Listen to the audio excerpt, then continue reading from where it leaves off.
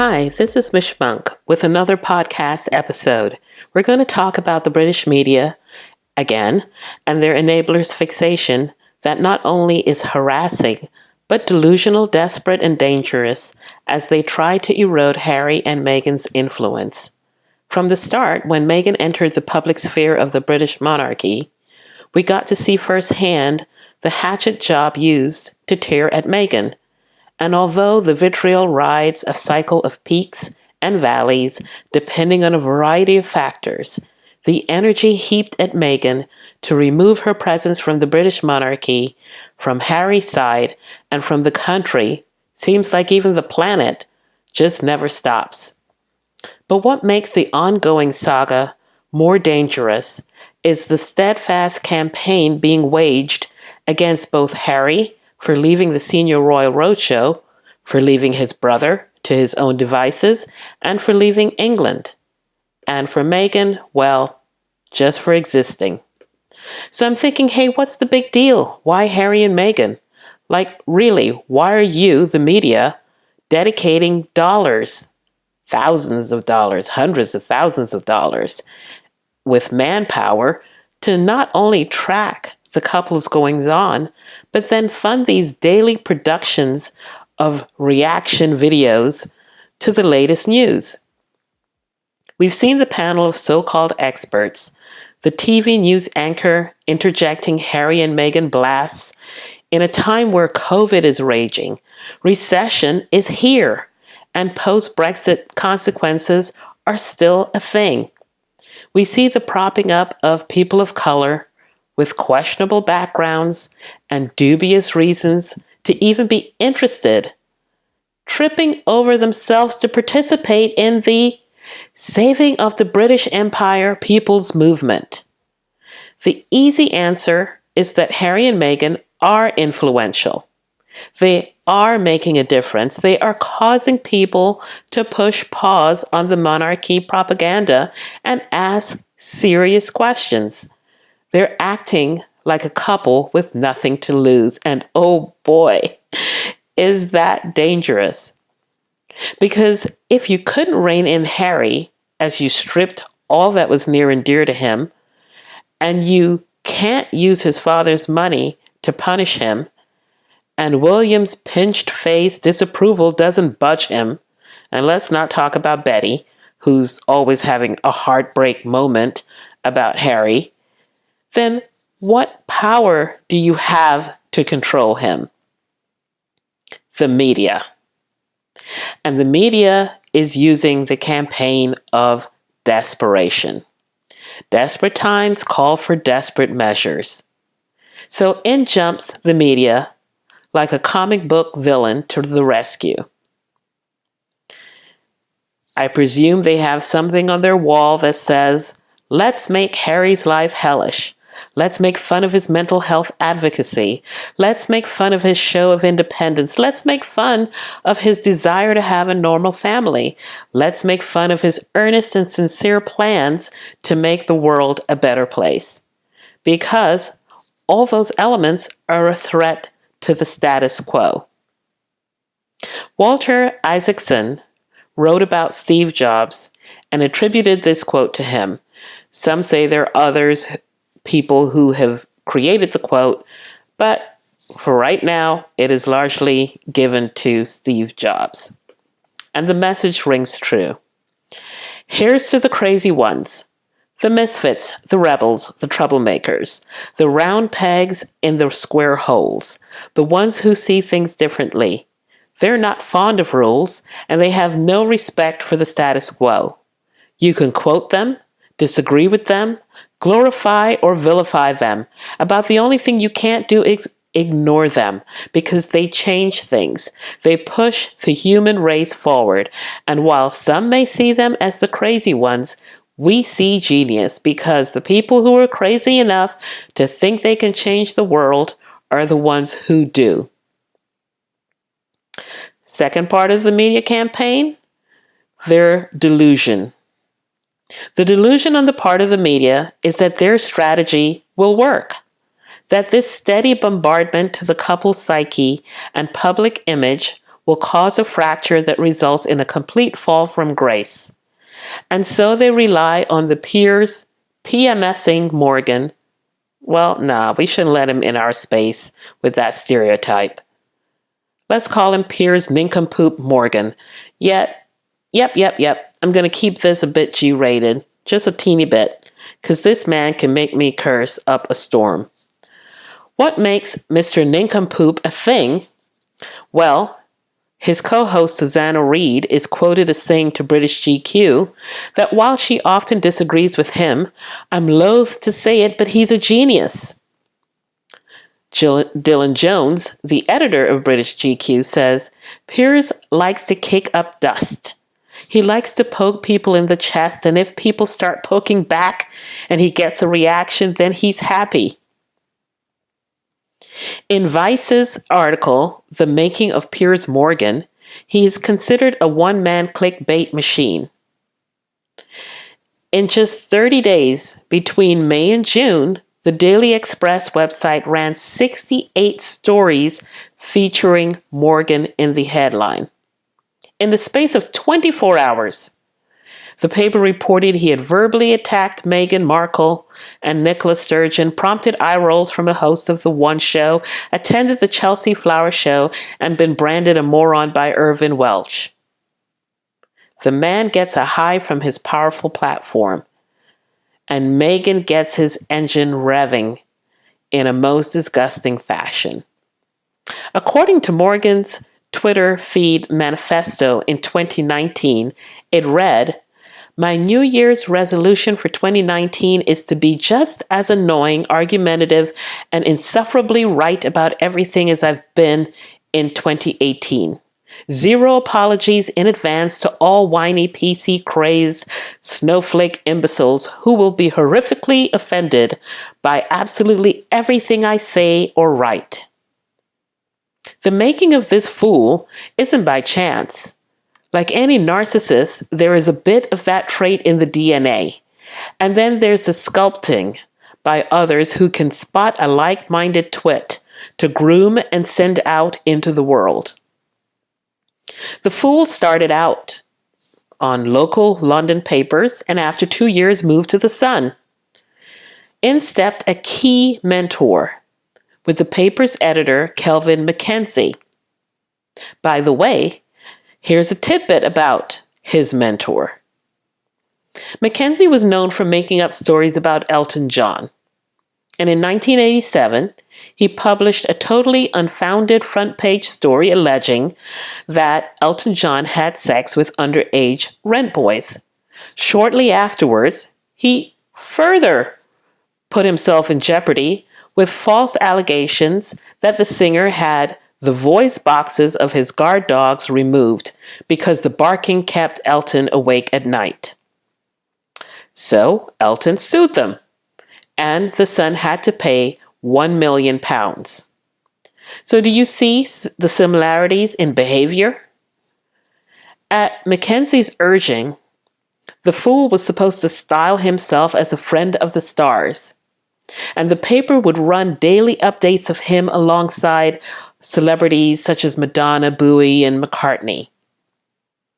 We know he since railed against Madonna when the Women's March occurred and she participated in it around the time of Trump's inauguration. And by the way, he loves him some Trump. He might be complaining now, but he fashioned himself off of that orange. I'm going to start cursing. I'm going to stop. And as we know, he talks about this supposed meetup in a bar with Meghan, who then ditched him for Harry. But with the company he keeps, this fool lacks authenticity and he lacks integrity. So I choose to disbelieve that there was ever a meetup. I choose to disbelieve that Harry came through and snapped Meghan from his clutches. I choose to disbelieve that he has any feelings to even be wounded by Meghan's rejection.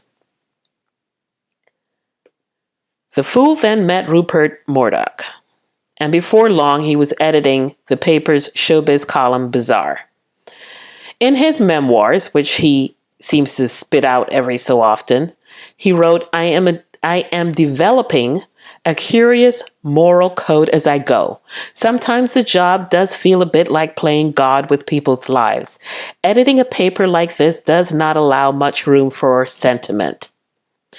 The fool moved on to the Mirror, escalating his sleaze further. After being outbid for paparazzi photos of Princess Di and Dodi, he ordered mocked-up pictures of the couple kissing and claimed the scoop. But that didn't get him fired. Oh no. What did get his behind fired was that in early 2004, the Mirror supposedly received photos of British troops abusing Iraqi civilians. A sensational image of a hooded man being urinated on by a soldier was on the front page. The Ministry of Defense pushed back. The story unraveled, and he had to back down. Scandal continued for nearly 2 weeks, until finally the Daily Mirror said it had been the subject of a calculated and malicious hoax. And that's when the fool was fired. I guess there was an actual line that couldn't be crossed. Yet at this point, why does he have a job? Anywhere. But, like the U.S. cops with that qualified immunity in their contracts to be psychopaths at will and without consequences, this fool moves through the world of privilege with unconditional immunity. The public is left to wring their hands in despair or disgust. The establishments are left to pay for the lawsuits, and those drinking the brainwashing swill at home continue to lose a few brain cells at each of his rants. The fool has intimated that he can play a character for TV. Quote, my family don't recognize me on television. They say, why don't you just be yourself? And I tell them it's because a lot of people know that I'm simply playing a role. Plus, it's quite lucrative. Unquote. In a recent interview with the Radio Times, he says, my persona in public is a slight pantomime villain. I constantly fuel this because it's fun, entertaining, provocative. It gets everybody going. It encourages debate. All the things I like. Novara Media senior editor Ash Sakar, who appeared on Good Morning Britain twice, said she received unprecedented abuse online afterward. Her quote, he's able to speak to a demographic of people in this country who are constantly furious, constantly gripped by the sense that political culture has gone to the dogs, and they're waiting to latch on to these symbols of national decline, whether these symbols are the existence of trans people or a brown woman on the telly. Unquote. I've said it before in other podcasts. The media needs your anger to survive, to get their money. You click, you share, you discuss using their screenshots, you play into the outrage machine. This man, this fool, has lost previous jobs when ratings slide downward. He has learned to test the waters for public engagement with various subjects and topics. He tests nuances of arguments and opinions to see the level of frenzy. And he feeds the beasts of prejudice and sexism because it works every time. My advice? Stop letting this man get under your skin. Stop playing his game with his rules. Rumi, 13th century Persian poet and Islamic scholar, is quoted as saying, yesterday I was clever, so I wanted to change the world. Today I am wise, so I am changing myself. What Harry and Meghan are doing is changing the status quo one mind at a time. Because of COVID, they are restricted from large venues to spread their message. But these personal Zoom calls with groups like the Commonwealth Trust and interviews with other influential pioneers like Gloria Steinem are even more powerful because of the chance to have a give and take interaction with engaged listeners. There is no way that those participants on the calls don't walk away thinking about their future and how they can impact their world, whether in a smaller frame of their community or in the big picture of the country or the world. And the continued delusion of the campaigners against Harry and Meghan is to prop up people of color who sadly are in full supply to denounce this couple. Many of them have never met or talked to the couple. Let's put Trevor Phillips, the latest, up on the stand of tomfoolery as we pick through his biography to see his motivation for wading in with his negative commentary that Harry doesn't appear to understand the jargon he's using and being critical of the trailblazers that Meghan and Harry selected. Again, why do we give a flying bleep on Phillips' take? Who is this man? Born in 1953, he's going to be 67 this year, birthday in December. But I had to check to see who he was, age-wise, credentials, all that nonsense, because was this an old fart hanging out looking for the nostalgic fantasy of the British Empire, or is this a midlife crisis actor whose career is on the decline? And he's a colorful character, that's for sure. In an article published in 2003, Fool Number 2, as I'm going to call him throughout this podcast, stated, "From Rome through Constantinople to Venice and London, our European nations have a history of peacefully absorbing huge, diverse movements of people, driven by war, famine, and persecution, and there is no history of long-term ethnic segregation of the kind one can see in any U.S. city." So he's giving props to the European nations that they don't match the racial history of the U.S. But let's not be that freaking ignorant of world history to believe that the European nations historically, peacefully absorbed huge, diverse movements of people. All right, you can go on Wikipedia and just look up ethnic cleansing in Europe and see what shit storm there is, from the genocide of the Armenians to the massacres in Yugoslavia. Anyway, in a March 2008 piece, he speculated about President Barack Obama, that if he became president, it would postpone the arrival of a post-racial America. Now, we are where we are with this Trump era, and we see the divisiveness, we've seen the ugliness of racial hatred and insecurity coming to the surface. So, yeah, it may seem that he knows a little something about what the hell is happening in America. But I'm like, bring it up for Britain. There is a post-racial reckoning happening in Britain right now. So don't act as if Britain done got issues, and he's acting like Britain done got issues. He's firing me up, folks. Following Obama's election, in an interview for the London Times, Fool Number 2 says that he believed it would be impossible for a black candidate in the United Kingdom to rise to the top in politics because of institutional racism within the Labour Party. So if Barack Obama had lived here, he says, I would be very surprised if even somebody as brilliant as him would have been able to break through the institutional stranglehold that there is on power within the Labour Party. So let me get this straight. You are recognizing that there's structural racism.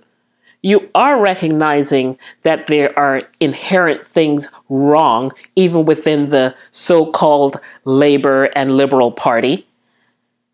But somehow Harry and Meghan can't talk about it, at least not to your satisfaction. And instead of dealing with your own issues and your own party that kicked you the heck out on suspension, you want to talk about Harry. Okay, let's continue. So fool number 2 was suspended by the Labour Party for his Islamic comments. Some talk about, it's his free speech. He should be able to say what he wants to say. Others are like, he's just spitting facts. So we're going to dive into this issue to understand fool number 2's mindset. MiddleEastEye.net wrote an article called The Double Standards of Trevor Phillips. And they said that Phillips claims that many British Muslims are out of step with the rest of British society when it comes to homosexuality, treatment of women, and religious devotion. The television presenter then provided the polling evidence of this. The writer of the article has no argument with those statistics. But the revelation does not make Muslims as out of step with the rest of Britain as Phillips seems to think, he says.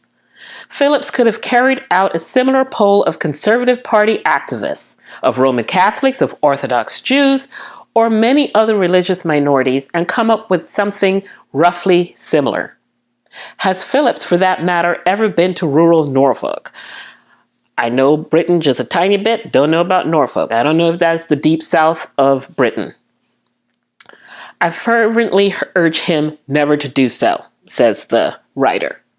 Yet I doubt that either Phillips or the Channel 4 executives who commissioned him would ever dare to devote a program to attacking Roman Catholicism or rural Britain in the strident way that he laid into the Muslims. And if they did, they would have put in the powerful balancing points, and I would agree. They would have emphasized the deep spirituality, the sense of community, the great beauty of the ritual, the cathedrals, the wonderful charitable and educational work done by the church. But with Phillips at the helm of this craziness, he made no serious attempt to come to terms with the powerful family values, the integrity, the remarkable sense of community and patriotism of so much of British Islam. This double standard pervaded the entire show.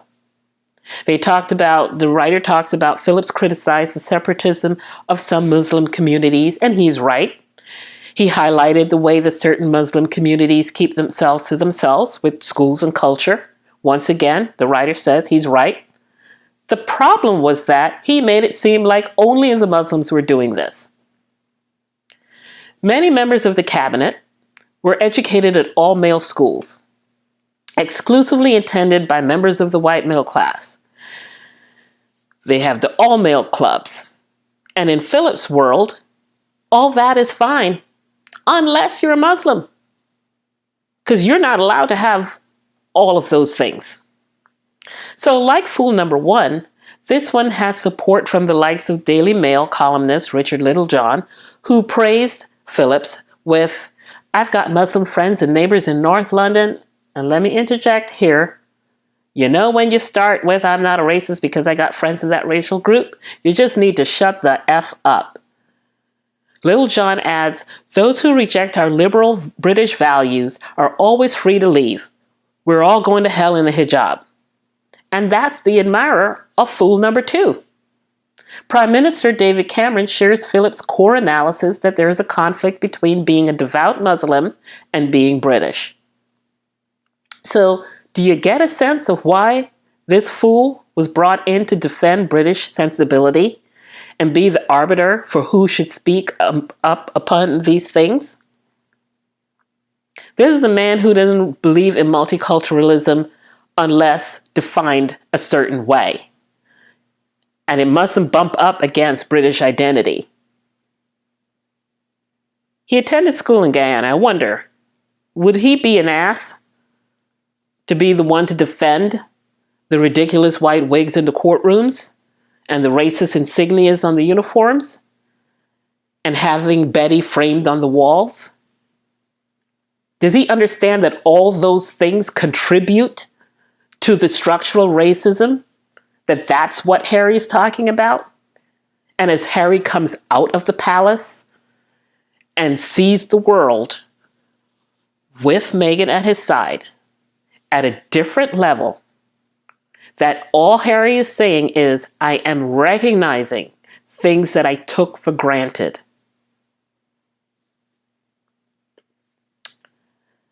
The third part of the media campaign is the dangerous part. It's the one where they are creating an atmosphere around this couple of hate and division. Here's a quote from Barack Obama. Change will not come if we wait for some other person or some other time. We are the ones we've been waiting for. We are the change that we seek. And to some, those words, that mindset, those actions are inflammatory. The only way to deal with such insurrection is to treat it like a war. And when the media decides to put itself in the belligerent position as an opponent, it takes up the offensive to be instigator, to be the accelerant on a combustible situation. They're acting as agents of destruction. And that might seem over the top, but as recent and the sad example of the media's culpability, we have Caroline Flack, who is a TV star, former host of Love Island, who committed suicide and for whom many believe the tabloid media contributed to her declining mental health. The New York Times, in their article, A TV Star's Suicide Prompts the Blame Game in Britain, reported that an online petition calling for a law that would prevent newspapers from sharing private information that is detrimental to a celebrity, their mental health, and those around them quickly gained over 400,000 signatures.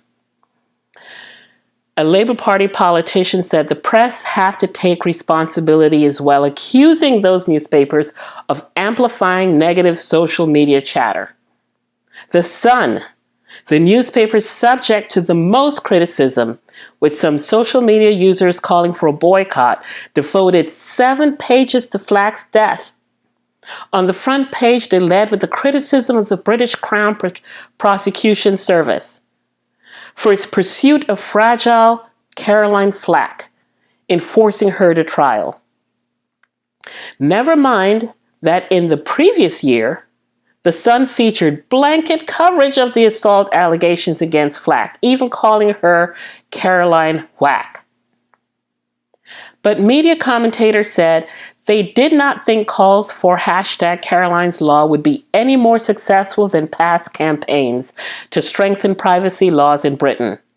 Nor did they expect the campaign to dent the British public's interest in such stories, which tend to be popular on social media.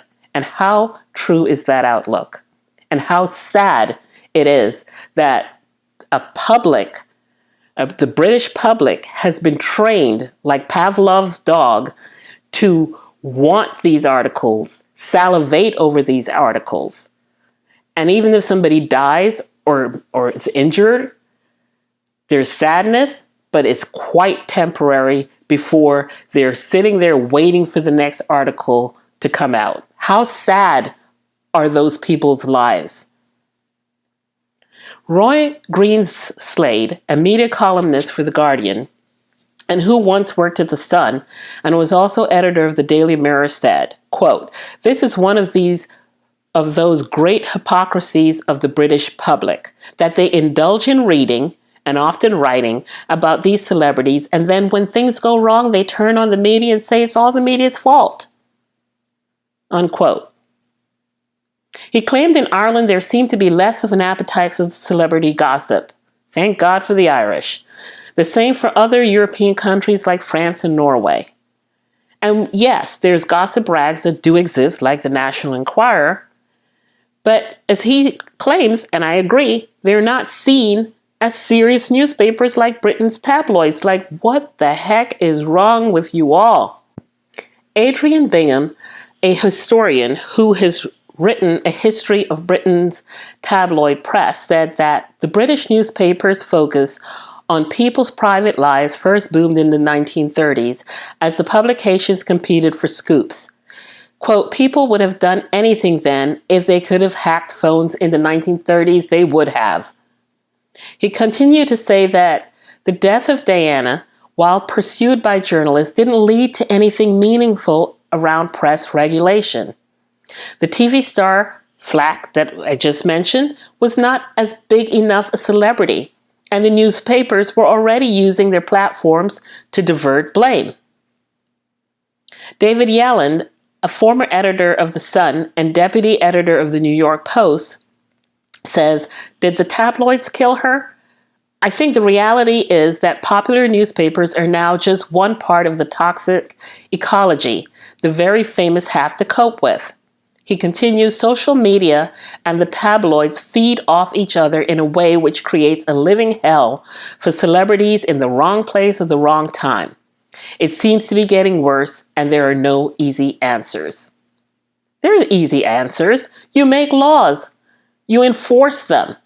You make them pay massive fines. Foreignpolicy.com's article, "The Tragic Downfall of the British Media," gave their perspective of the influence of the media and how toxic it is, but they were talking about post-Brexit. Still, I find that some of their points can lend itself to Harry and Meghan's situation. They say, "How did things get so bad?" They answer, "In part, you can blame the internet, which gutted traditional business models of journalism around the world. British journalism has been particularly vulnerable for historical and geographical reasons, partly due to early industrialization and partly due to efficient distribution networks in a small country. After all, with the size of Britain, they have one of the largest national press in any mature democracy. So they're all furiously competing for your eyeballs and headspace. This frantic competition for a diminishing pool of readers and shrinking ad revenue, particularly at the tabloid end of the market, partly explains why some publications have been willing to sacrifice basic journalistic norms of accuracy and respect for privacy. They're desperate. They're delusional. They're dangerous." But a second and equally powerful reason that is unique to the UK is the passionate right-wing ideology that drives many of their newspapers. And I talked about this in a podcast earlier. Don't recall the title, but just check it out in Meghanpedia channel.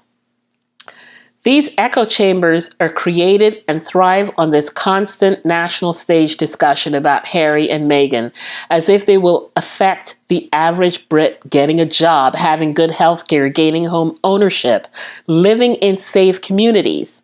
Like, those are the things that the average Brit should be thinking about.